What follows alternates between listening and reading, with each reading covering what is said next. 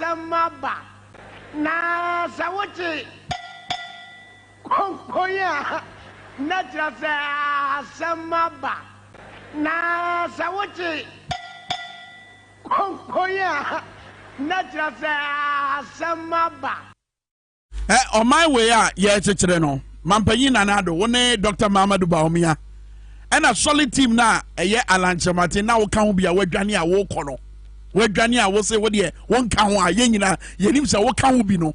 Our minds, Casama say no. May catch a one penny for Muntina Muntiani ye. Muntibi for Ghana for Adri and Yagro. Hey, Muntibi Kwaswan for Ghana for Adri and Yagro. O mine no more Chichira Maye. Yen ya from Juma, some some ye. Yatwa and ye did Triamoka. Ye demon a mudi to anamo, equa bobosia, and the bememuha.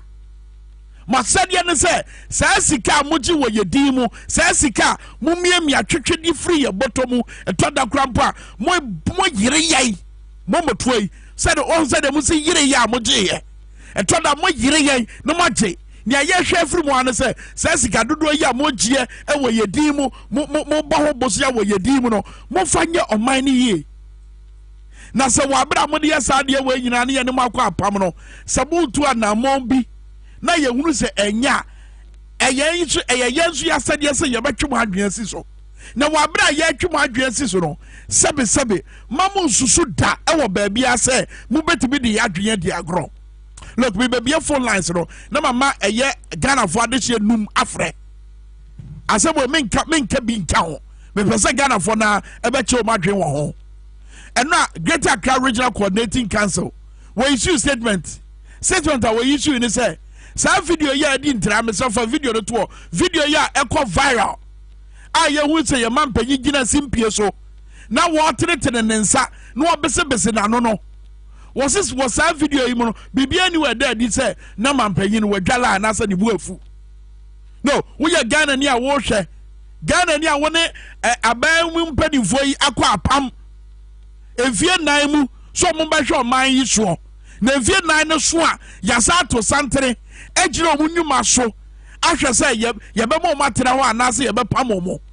And now we are Sagan and in now we just a video ya get a crack. A year coordinating council, the two guys say, be anywhere, just and I am your man pay you buffa, and then I walk out. Video, yeah, wish I didn't send a man pay you boom for ye. But before lines, I need just 5 Ghanaians to come and speak to this issue. You are not, you called the main issue now, 020-898-4166. First call about hello morning. Good morning. Mr. Udina, baby, I'm free. Me first, we are fire me. Solo. Solo video ya wuhwe minim se wo hwe pa ma esa empedifo be ka kire se ba mpanyin bufu ya de na ba ka kire mo oh dia o mo ni se kamenyanka miti fi onu ankasa nu ankanka miti asa anka metu ma sha yi se ya defending se yi on ni bufu Solo online enim wa ye go for so as a 0208984166 when you now so can be you omu wi anoma sa ba jisika say why you call ye tie free sikem. Hello morning. Hello, good morning. Udina baby am free. Bibia bako Bibia ya bako bo Udina baby am free. Me the this is ya me dey what for video ya wuhwe mampanyi buafu ana ne buafu na say o hinu no tin about the party wa o mampanyi na o so go na so you do atafo ba be fa o manga na fo ni edi na ya wo yanti na wa ma ni fo akoda you say ne buafu ye na when na say we ebu my e ma so ah it's a true say cry ya na free Asi ye the Ghana for adwin di agro. Hello morning. Ya go afra for so. I trust them say if futuro we amutu agu ye ni so sa na eden. E de na mo de je. Hello morning. Hello. Mr. Bodi na baby am free. Oh, me free mala. O ma pene ni bu fu papa. O so transit kra no ebufu no di transit. It is o me ka che say na ni bu fu ya o mo boa. It o me ka che say na ni bu fu ya o mo boa. Okay. So me catch say na ni bufu ya o mo boa o. Omo ne buefu pa. Me da say accountability na ye gina so e dey bisa sanse mo yemfa 2 more calls na fe maba the main issue and me gina labor unions no so. Hello morning. Morning. Within a baby of free. I'm free with Dominion State. Bodin. A plan Kofi. Kofi dia wo hwe mampanyi buafu ana ne bufu ye. Na re yengwala. Engwala nke tu akura mu se no buafu ankasa. Enti we o mu ntimi na dai. Me da say yemfa last caller na fe ye de nyina apem ha. Hello morning. Within a baby of free. Kafra Marshall 020-898-4166 020-898-4166 Mami Tio. Hello, we need a baby of free. Abu Kokomeme. Abu, the Omoke, what you do? Some man pay you boom free. Mrs. Adia said, among Pelibu, we are not from Bugana for, they know your own. So soon the boom free party and not the oil, one from Bugana for, they are born at Santa Mosita, or yes, I am. The Bofa. But I say, where any Kwame Minkah, Ghana for Nabekasa. Ghana for na mampanyi wo so momo no e na abekasa no enye obia na abo mo pass o mo fro o mo na fro mo pam di o mo credit afre esi radio and TV programs so e ka che wo Greater Accra Regional Minister na wo piapia na ti ko se wo go kan che o hempon no se adenti na ye bo national anthem wote wo ka che o mo ka che Greater Accra Regional Minister say the statement na wo dia beto abonte no. Rather, it's an insult to the people of Ghana. It's an insult to our intelligence. I don't say, ya card do na afa ho. Yankasa ye shad ya yankasa ye ntimi empese mu no kura no baby da. One kan no kura no sada be ya ye betibe di nkomo na free sa bia kro no. Na se ye pa asem no promise bra ya pe. And even lem jambra national anthem no so. No, be a national anthem, no lyrics in mommy. Now, yen kind of word for word. One case unya bra ye. Yen kind of word for word. A young fan to a memoir ye for me. And tell me if a no man and I say sema ye ka one national anthem yimu. And sema ye jinama no ma ye jinama ye dine di awa ye national anthem we. See ye sha memoir ya sa no man ye huru. No him pono crab pa war patch no. What can ye mu se mampenye na me ho dodo me nti na mentimi ansore. Na sabe nka baby fufura hene a. Ake betimi di say e na adi no. Baby fufura hene e na bibi say e to na ake betimi di say adi no. No mum ye nka the pain say the city without fear or favor. Ka baby fufura hene e na saade we the ho dodo no na ye bo national anthem no wantimi ansore a. Akasenya ye betreat no. Why? Ada ne ye ho sa. Edi enko. Edi ne ye hwehwe. Diplomacy na why? Ye man panyin now your foreign affairs minister. Now you be na wo gi diplomacy di. In fact, now wo gi da diplomacy so na ye wo nnwuma bra now wo ye minister of foreign affairs under Kufuor administration. Sa diplomacy na why? Sad decorum na ye here, said be ya, ye bet vidia yen na yakwa ye nim so mine, sad ye na way, mampanyi, any dear muamibisa, sad ye na way. Was wuni Ghana for wo bika, wabra or him poi patch ono, was wuni ye wo bika or wuni ye wo bika. Wuni ye wo bika fi say, Meshan national anthem na, Mami Kinka word for word, was it God bless our homeland Ghana? Yes. God bless our homeland Ghana. Your cocoa, your timber, your gold, your bibia. God has indeed blessed us with intelligent young men and women and make our nation great and strong. That is our hope. Say your mind obey or my paw and what thing bold to defend forever. Say no man yamidia chaye wo injira kwan nsu ye betima ba ho ban ene hwe yen sase ye kwaye yensuo ye man panyi ka say gadam say ya ye de say yen sase ye kwaye yensuo no what the presidency to so one ankasa he will be bold to defend. Has he been able to be to showcase to showcase that boldness in defending our lands, our water bodies and our forests? Whatever showcase what's it? Bold to defend forever.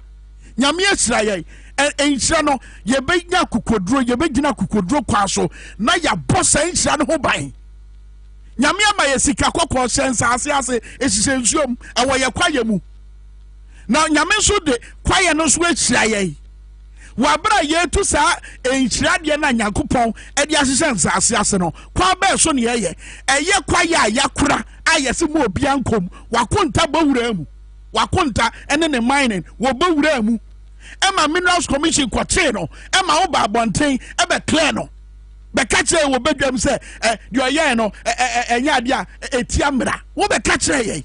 So how have you exhibited that boldness to defend the blessings of our homeland Ghana? Eti national anthem ye fa words na ye de tutu amemu mu anoma bebere ne be wuri e so person me koso me to aso was it the cause of freedom and right. Fill our hearts with humility.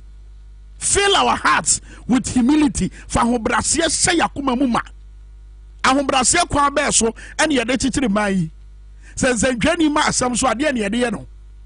Hey. Se Ghana fo bi te se de video we ya akofa asam ya bei. Ahobrasie kwa be so ene ye fa so a na ye de siesie asam no. Ahemfo no ahobrase kwa be so ne fa so a na ye de twa madwen sisu se ye bo national anthem so obugina ho ahobrase no way.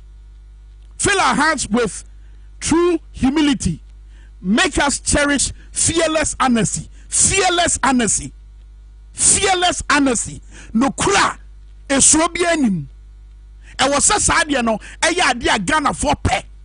That is the prayer we are praying in this national anthem. Empire yedwa e national anthem ni mu. Eno no.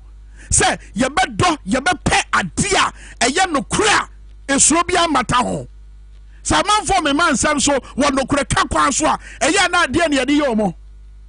Ense dwefo a modern Ghana ade ne ye yo mo. Ama swale enye wo mamu yi apensu na oni akwe wo hwe ne kwa ya. Hey. Ama for yeso mo che o madua ade na to mo. In fact, ye call a year or my Ghana, we are self fanana, ye the my Ghana and the job for who ye esusu yesusu career. Nano now my Ghana jirahin and ye jirahin. That is the question. So the question is, are we indeed cherishing fearless honesty? So be first no kwaso, ejina kukodro kwaso, ebe kano krane trewa, yana say na wusi, eyi akwana no. Ebrana John Mahama ene na pamfo etwe wadwe sisu se free SHS no kwan na wo fa so ye no no e de how beba e de asem na mo ka kire omo e de asem na mo ka kire omo. If you are indeed someone who cherishes fearless honesty e de asem na ka kire omo ebrana ye ka kire se busia bebereba wo bo e de asem beba e de mind be ko say ye mu no. If you were someone who cherished fearless honesty anka wunya so entie sa so no wode ma sansem no etie ye ena hefa na Ghana wo Ghana sika sem na te sei ena wo fa butie be se bu kodwom na bu kodigwa e de apanuane e de amamoma sei na no ma bo sitie hweba bia inflation ehuri akoduru ewia ne abeka che se Russia and Ukraine tokwa. Cherish fearless honesty yen kano kra che Ghana for IMF nshishye na apamna mo Ghana aban ene IMF akono until say minority efrese mumfa emu nchirechiremu emra no. Were you planning of explaining things to the people of Ghana? Ebra na money mo kwa IMF money IMF nshishye no. How many times na mo ba abonten say ahan yedru yedru no emu nsem say na sitie. How many times na mo yes ade no? How many press conferences na mo ye? And no man would wear sisi or memoir. If you are people who cherish fearless honesty, PDS abebu my Ghana ko. PDS wabebu my Ghana ko. When I was here say a year Al Jazeera go who fee. Now what do you want court? Basically, no for mo koi. Do you cherish fearless honesty? We will be out cherishing fearless honesty. What catch us say? We be jina anas principle no so. Edi akuetia ketasise ne proye. Ketasise ne proye hon sem bebre ba aba. Ene matina midu catch us say. Wono ye fawa what to say wo maamia. Eba ketasise ne proye. What sha henche no. Mother serpent of corruption. What does that suggest about the fearless, cherishing fearless honesty? And where your national anthem anymore? so man page ye kase ye fa national anthem na ye kase ye fa national anthem na ye de tutu amamu ho a sa no man ye huro because ye to aba under one kasa presidency ye to aba na no 2020 enipa nwotwe hwere omonkwa enipa nwotwe ena hwere omonkwa ye say ye swai eye mrahye badwafo e de o ma ba ban mu edi na si ye asrafo bawura mrahye badwafie ho besi nne nia wo somaye e ma sa asrafo no e bawura mrahye badwafie ho no sa ne akro ne ye ni ye ja asam no ena kunko ho. So what are you talking about? When somebody is refusing to stand, and in this case, yes, a washadow, wa yare, eti da went to answer it. Ne yetiba boa sheni oni akoi amuna pacho. Anka baby so hinia, anka sani ya dibedi no. Anka nyankra hine, ana ene koye baby so hinia. Anka yeba shada amuna ba pacho. I'm not being tribalistic, I'm being a realist. Meka Sabno said yes it here. I mean him say they are discerning minded Ghanaians who are listening and watching us. And they'll be able to decipher between truth and lies. So we try to say no crime should make our and these are the same Ghanaians that you be a phone lines and you'll be the show so this is not staged. No news here baby a phone lines. You be a normal friend and no macho madrino.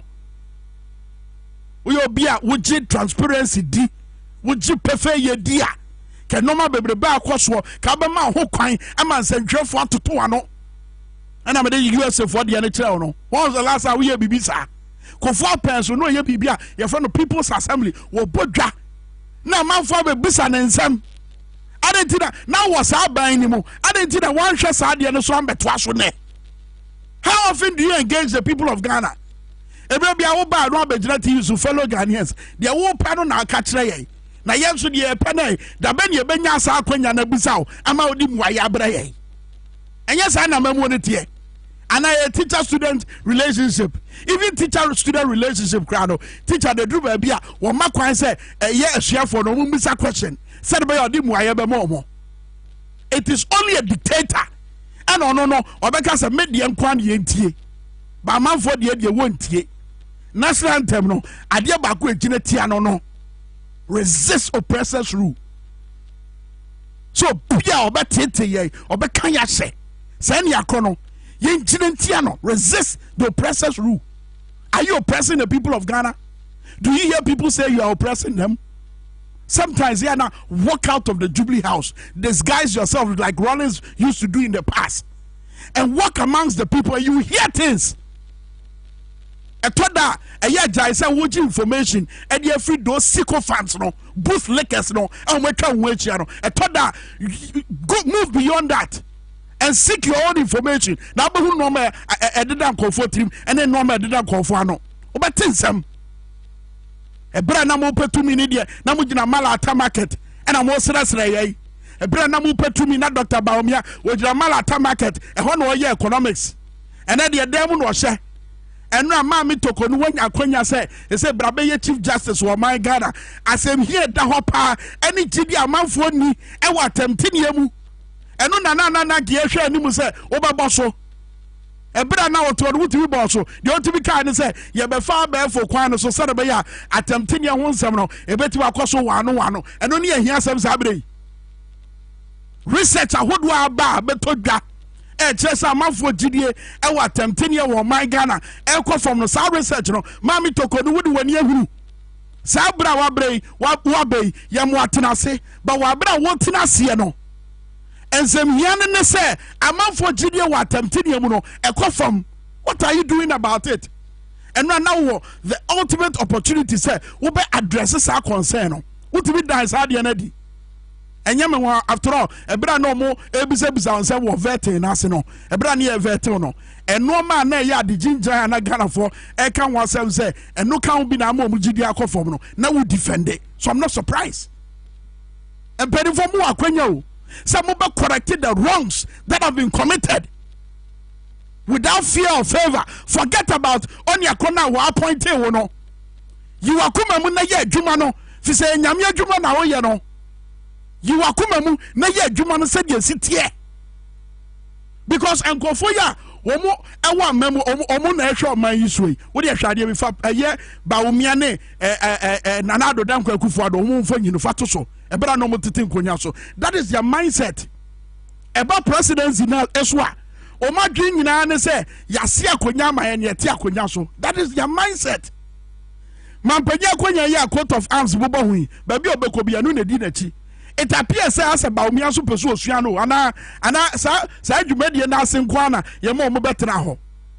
And ye hu dwumadie bi say in the past e man Ghana usually a president and the vice no omo te crowd ni mu just say they are usually positioned at the privilege positions omo ya no mo te animu. But ye dey ye you masi baby a stage no wo omo si stage no so e no mo tete omo konya so. Me Kwame Minkah madwenkyere ne say niamo ye eno no kire adwen a mo wo fa mamuo no ho madwen ye mo se mo ye ahemfonum bi a akonya bi ato a mo di ade. But that is wrong. Yaba mpanyi Nanado wanim say we are not in a monarchical system. And this is Enyiresi King Charles III wono na ye Enyiresi fo hene ye Ghana no a presidential system efie na bia ya to santene to aba ejira political party manifesto eni omunsam so eto aba kire ya adwen na ye to omo aba wo ba so mo ba be som ye. They are not kings and queens, even though they have a certain form of sovereignty. But sovereignty, 1992 constitution, eche baby a free ba. Eti mindset omoditi abemunye. Bawumia person or twa sad ye so. Eti no so agida konya ono so tiwe. That is the mindset omo. And labor unions are more Ghana. Mo hwe de mafefu e wo England eye. Mo hwe de mafefu e wo France eye. The simplest definition labor union and it say unions fight for the common interest of their members. The interest can be monetary, wages increases in the home and now say job security and now say healthcare. Unions usually fight to improve situation of several workers in an industry. And in this case, Nanwa Yauba, Dr. Yauba, Unya Kwenya Kesie. So Begina International Labour Organization womo dwumadie kese bi na obekasa afa Ghana dwumayefo de omo fam enoma ye o makwansidie heba bia wode wani kwakire Ghana independence labor unions kan bi ne nya yo eche bia ye ne His Excellency Sampi Yale bekasa Ghana labor unions kan bi na Ghana nya ne fa hodie. It is a Ghana Jumayefo bref say sika frapata akatua nso mo fisa akatua kakra bi na ye de bemo mo no eno no mo de kwato no ma boden e wo dwoma na yenya labor unions mo concern na ne say ye mankofo bi enti ye ekuo bi eti eno nti ye kwa ye kire. That is the only concern they have. And the only time labor union the trade union congress obeba abonten say wo twitwaje ye adwumayefo and say enhyehyɛ bi enya bawie na fe mo be blast aban no. I mean ede na ekoso yi wo de yenhwe Dr. Yauba ebra na wogina sa International Labour Organization ne platform no so na hwe na sem here we Ghana dwumayeni a I want you to patiently listen to Dr. Yauba and ask yourself what bra wutie no bisa ho say we ye mahia say wo de no tie no. With special focus on the core conventions.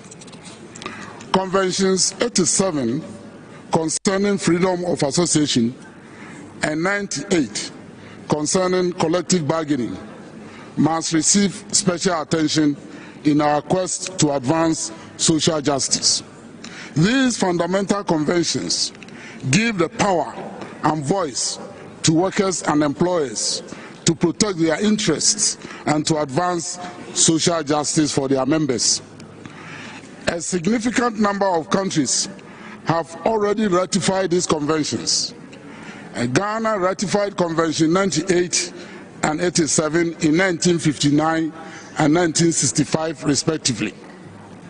Workers and employers in Ghana have exercised these rights fairly well since we achieved independence from British colonial rule in 1957, even during military regimes. But in the last couple of years, Many workers in Ghana are unable to exercise these rights, especially the right to freedom of association and collective bargaining, especially in foreign-owned companies. Currently, we are dealing with a case involving a power-generating Chinese company called Sunon Asogli Power Ghana Limited, which is owned by Shenzhen Energy Group Company Limited and the China African Development Fund. Workers in this company decided to join the union in 2021. The Chinese management of the company and their Ghanaian collaborators are doing everything they can. Said by ya, said you for a woman to me, Embeka Union no. Dr. Yabano no, na here sama wadi tuja. Ewa masa amansan ejuma ye fuokuo ejuma die biase no no. Wabra wote Ghana no. Eye oma omo eye energy sector no mo ka cho say e ka bia beda 1.4 billion. Se Ghana buy na ntime enyi sa aka na mfiri wa. Ye nya nyinam kane amfa ma mo meaning say enyuma ya mo pese chinchira amanfo dondon no mukui. Wo mo nyuma e ba be say se power ni wa better na industry factories awodo etiba ya adwuma. And already skyrocketing inflation. And no one bebre ya asem here e wo say ye mo here asem pa ye hunu se mutu anamo e de bo adwuma ye fo ho ban. What is your interest in sir Sunon Asogli when you we interest ye dey? We interest pa ye dey. Ye kwa homa no so His Excellency Sampi Yale one of be a Dr. Yaba we wo ho pen. We hunu ni nyina in terms of labor unions ahodo wo wiase afana nyina ne ni omutimi ye said be ya aban be ye de tene e de ama adwumayefo eno ti ni afra no ye konia ye ne ntwetwe nkomo. His Excellency ye mo ache mo akwa ba. Hello His Excellency. Hello. Hello Excellency ye mo ache mo akwa ba. Yeah, I'm just saying. Nyamena Daruma, TV na wa channel, say radio so, obetima dwum ye na no amai na yetime di nkomo ya. Yo bajoma ye sir. Me da se papa. His Excellency, eba unions ahodo ewo Ghana ni wiase afana nyina, what do you mechi ni enoma said you musi omo noma. In the case of Oman Ghana Sabre Trade Union Congress, eba se omo boa abo Ghana adwumayefo ho ban a. Wo nsusu yem no Oma tutu anamo aye nietinia ebeboa eye Ghana adwumayefo and I say priorities no they are not getting it right. Yo, I'm saying a little history will help in this discussion. What we say before independence, the Trade Union Congress or the workers of this country were mobilized to support the independent movement. They became very close allies to Kwame Minkah. So when Kwame Minkah was removed, the subsequent governments, tried very much to disseminate the trade unions. That is, the mission said they started attacking the trade unions and by extension the workers. You would have remembered, sir, there was a court case in which some workers, about 592 workers have been dismissed. Apollo 568 workers were dismissed. And we just said, no court. Remember that case? Maybe you were too young to do that. So my point is that since that time, government have sought to attack the solidarity of the trade unions. That is why, for example, some of us are seriously against the new Labor Act that says you can't go on a solidarity strike. You can't do this, you can't do that. But in our time, strike and collective bargaining were our strongest weapons. So now that you have got a law that abolishes you, you can strike it. But the first thing the Labour Commission will say is striking is illegal. You understand? That has really weakened the power of the trade unions. Again, in our time, this one says a split before problem.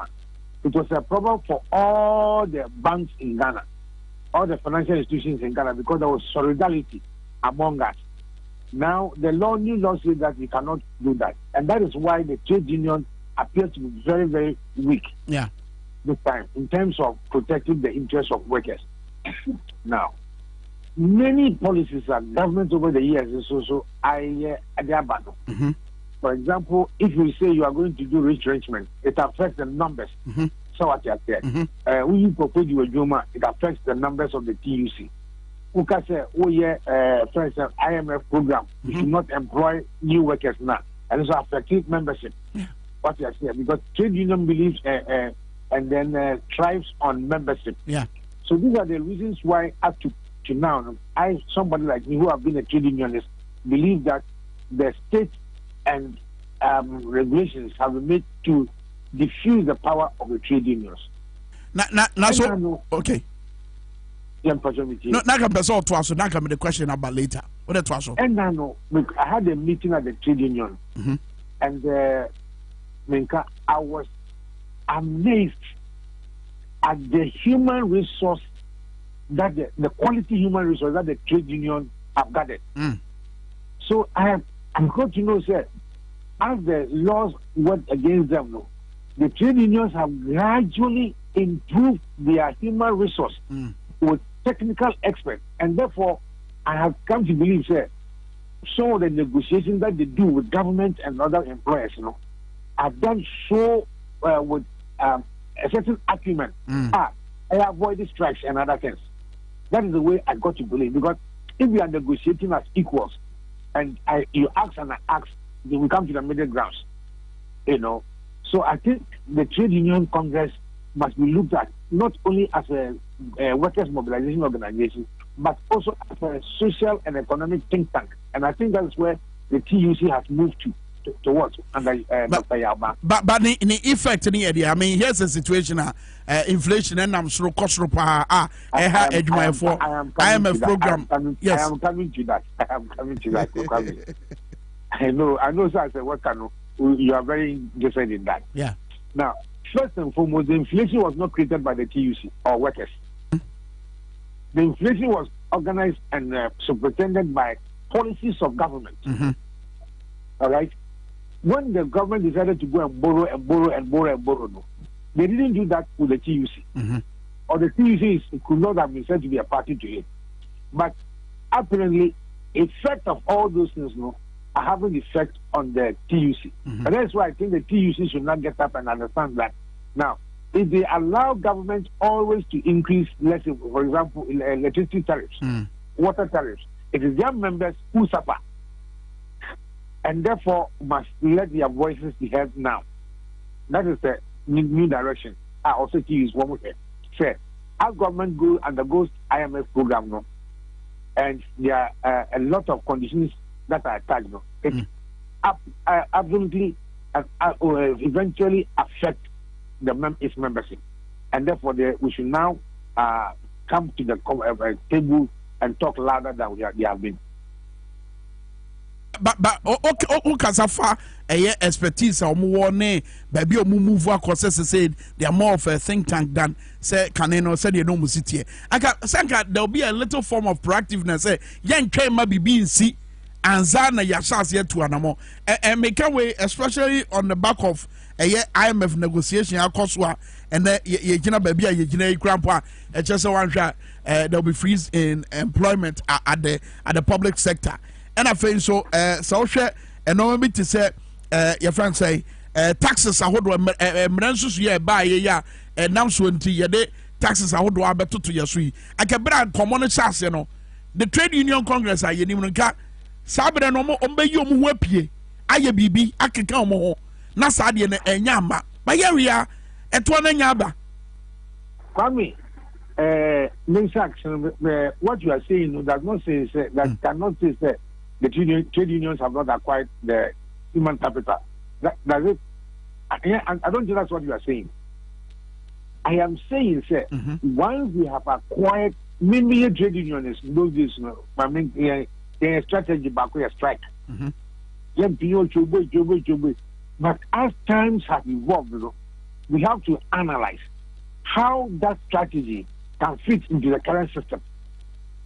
Another research that has been done, say, in the new acquisition of knowledge and other things that have occurred in the TUC, is it also helping the workers? These are two different questions we can ask ourselves. So what am I saying? But it appears to me, sir, now, the workers have been, and the leadership of the workers have been at most discussions in terms of collective bargaining with government. You know, most workers are also having government as their employer. So if we have a government that is insensitive to the people and the plight of Ghanaians, it will definitely be insensitive to the plight of workers as well. That is the platform on which I want to discuss this matter. So what I say. Now, so for example, if a government decides, say, I will mortgage debt fund, I will mortgage whatever heritage fund, I will go to IMF, I will borrow. Today it is told, say, Ghana's gold Ghana is the leading producer of gold. Yeah. And of all this, then there must be a problem not with TUC but with the government. But the TUC road then will be how they should have prevented such things from coming. I am sure, sir, these loans and other things are passed in Parliament, and the TUC is not in Parliament. So what I say, the TUC is not in Parliament. But I am thinking that TUC should not also dilute its power of the strike and solidarity totally. They should not do that, because in any country, you're paying for, you're doing rationally. You don't think rationally. What we do is politics. We talk about politics. So it's about time that the TUC also move towards the direction. Say they will resist any attempts or political attempts that affect its members. Okay, Matthias. That is what I think to be the drift. Very well. But the truth of the matter is that the TUC has now acquired a certain human capital, in quality human capital. So buying a UCD and can be mine. But I buy a no. Well, that is why we are here. The man who can do the headway, you know. So a man who can do the headway. You know, last 2 weeks, the NDC led by Nano Pukwajimai, our running mate in 2020, we've had a meeting engagement with the TUC, and that's why I'm saying that those of us who have been in the TUC all our life were amazed about the contributions that came from the TUC in terms of quality, in terms of research and everything. And it's about time that the government sees the TUC not as a junior partner, but as an equal partner. So that now TUC will say they are there for the workers and not for just negotiation. If the workers don't support the TUC, there will be no TUC. If the TUC doesn't support the government, there will be no government. So there should be a symbiotic relationship. And my will say, and yeah, politicians and I say a certain family and I say a certain class of people who want to say, Ghana. We all are stakeholders. That's my viewpoint. Very well. I say His Excellency Sampi Yale and Ebwa and Common Pay. Now, Abraham Kumsen and also and the Federation of Labour. No, you better think briefly. And Sana Yade Common no about a year. A board non swap Sima Edunum Miensa Dwabo Ase the Power 97.9 and I pay you Tonton Sansan ya boy ya bam na kodru a year trade union congress and I say enwekuo ahodoɔ no nyom betima ye edi aboa sɛ de be ya aban adwumayefo anase adwumayefo dodoɔ na ɛwɔ ɔman Ghana no wɔn kom be hare wɔn sabre ɛnom aboa kwa na ɛkɔ soro ɛno sɛ wotie His Excellency Sampi Yale na abemfo ne animdefo a wɔn wɔ akoma pa ne ɔpepa no wɔn trade union congress o ba question is say ɛdeɛ no wɔn nso yɛ sɛ de be ya aban nso behunu sɛ wɔn nso betima aboa ama enormity see ye ewo my Ghana. Father Abraham Kumsen ewa humano so Federation of Labour on the down yen no na yen no ntwetwe nkomo. Be say Abraham ye mo ache bo akwa ba. Oh me Joseph Kwame. Ye da se pass what opinions on here because I sure say now we tie His Excellency Sampi Yale. Woni ne ya adwen wo ba bi a TUC ya dru ene no ma akoye akwansidie ntia enhyehyɛ ya hodo a ede o hawa bre adwumayefo no ye hunu se ye die bi free maba ade ama adwumayeni no ne fa bi no me ya agent craft e bi so I disagree with him.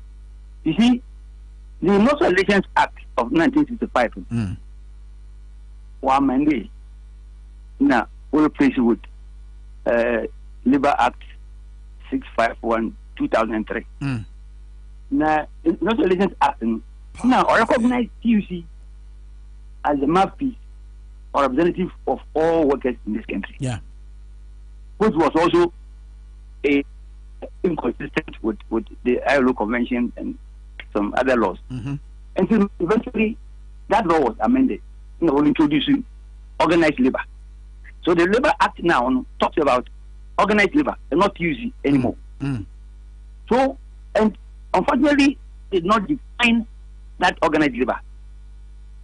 So it is for us to structure ourselves as labor unions, Also, yes, structure. Now,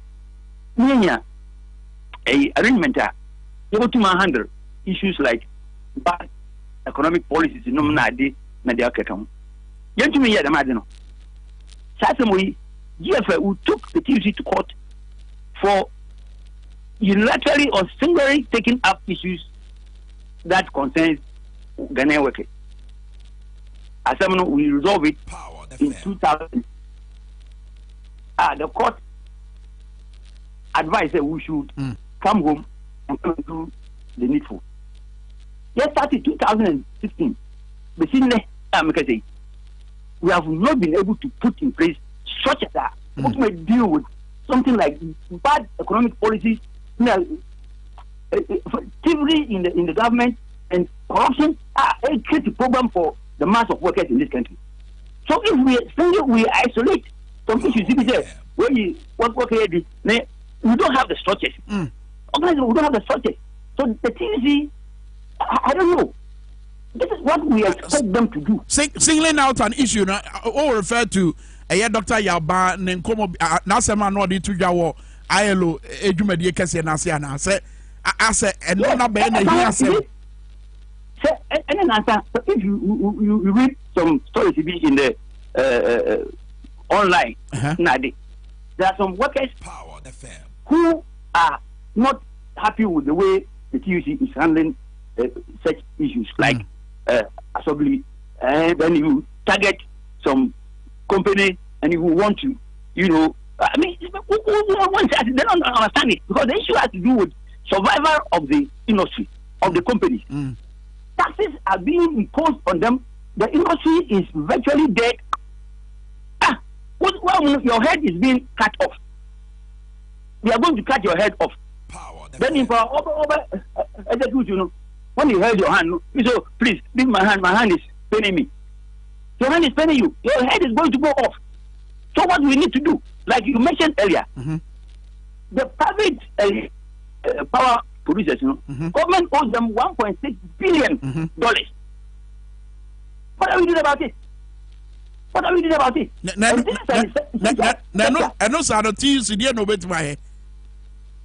You see, we must start the government because of mismanagement of the economy, because of the fraudulent, the criminalities that is in this government. That's why we are having all these challenges. That's why we have to, as labor unions, we must stand up and fight all these things. If we don't do it, and we just focus on these local union matters in Nigeria, because the main body is collapsing, the main industry is collapsing. We are going to lose mass of workers. So we don't have, our priorities are misplaced. That's why we think that we should be concerned about the behavior of people in government. The corruption and so many wicked, destructive things that they are doing. That's why we must focus on. Then we are now dealing with local union matters. I've told them that look, this is what is happening in the assembly is the tip of the iceberg. There are massive problems, big problems. But that are being imposed. Look, very soon, mid-year budget. Yeah. What have we done? Your Excellency, some people are saying something. They have the men. Where are the men? When things are getting messed up, where are the men? Like we have the men, we have the what? Hello? Actually, Abraham Kumsen Wahomano. So, but at least. Hello? I mean, what are they doing?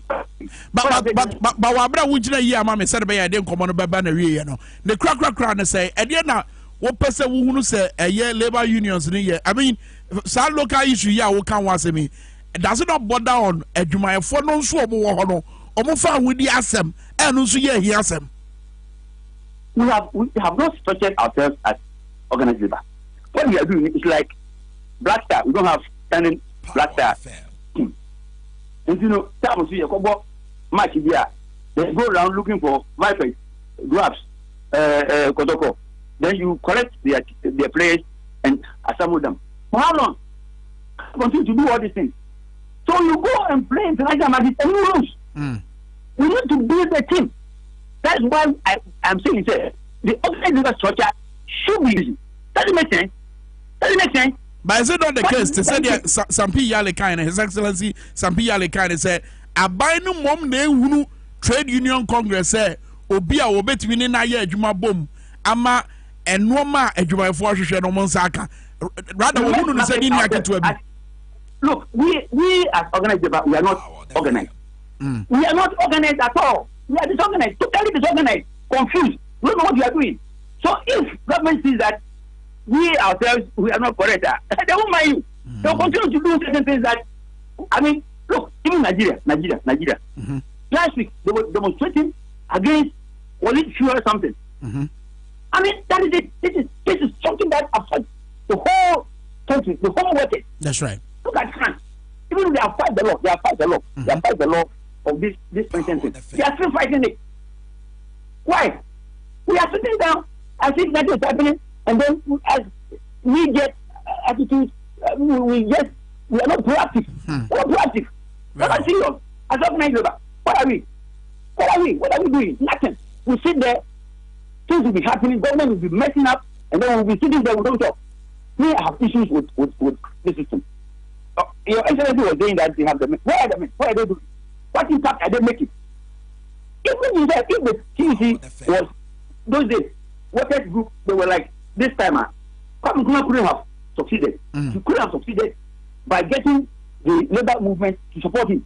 This time it will never work because we have characters that have met who are only the Catalan orchestra. This women for so Nadine, Dr. Nonsense. Father Abraham Fancy, Dwabo Ase, and no bra when Yamaya no pay. But a Komaya did and come in here because Omina Casafa, a Quanya labor unions no submit Mabuana, Casa Bebrebas, as a Bojamans and Jeff for the Mabunu, air cannon, no more Sumabua, what am I want Yabetetri? A 2 Bebreba Bay, a year in so that day. And no Mabua Quasray, a year in so that day. It is like a trade union congress. You will say, Mama Mohammed, so Namu Tiasa no Maya. When you say between Abua, I'm at the year after year. I mean, here's the case. I see a JB Biadiama, Dom Kuma forward, Mrashaba Gafie, almost yes or more Casa. Now, I'm for Bisu baby, a hair or more politics. Meanwhile, those are the real issues. I buy one IMF, Aqua Pam, a Munsam, Yanfama to Ghana for any. And a minority do the job almost say, woman, now almost also about a Saturday, no credible Baba Dine wedding. As trade union congress, I am a physician, a better Benya Sunso, our members, this one. What's what you're now? Yeah. Dabana Babonte, Abba was swap by no. Saturday, what is something in Ababa to Dania, young nuclear womb, and then no more die in him. Honey, a dear Tonton Sansan, I bet to no cranny, I was here. You cannot show a young car without fear or favor because your national anthem now and I'm 20 now your man penye gala or in Pombia patch or no. A chair say we need to be bold to defend. Bold to defend. And Jens Sansan cherish fearless honesty. Pa! She